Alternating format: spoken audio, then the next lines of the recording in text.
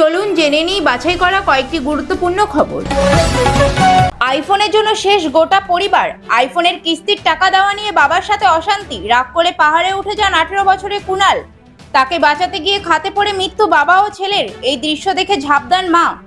মর্মান্তিক ঘটনায় মৃত্যু এই পরিবারের 3 জনের।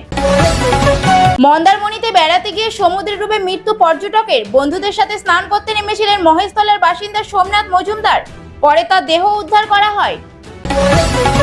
তরুণ প্রজন্মের মন বুঝতে নতুন কমিটি গঠন নীতিন নবীনের। সদ্য ঘোষিত দলের সঙ্গে শনিবার প্রথম বৈঠক করেন বিজেপি সর্বভারতীয় সভাপতি নীতিন নবীন। জানা যাচ্ছে সেপ্টেম্বর মাস থেকে এই দলটি তরুণদের সঙ্গে জনসংযোগের কাজ করবে।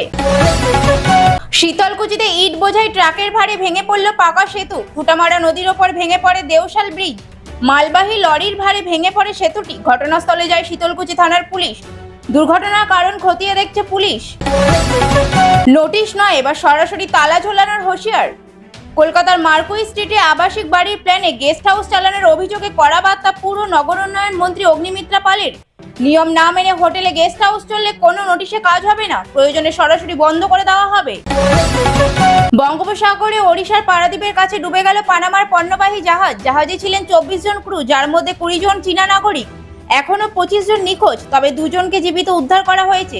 চলছে জোরদার উদ্ধার অভিযান। প্রতিদিনের এমন তাজা খবর পেতে আমাদের পেজটি ফলো করুন, লাইক, শেয়ার, কমেন্ট করতে ভুলবেন না।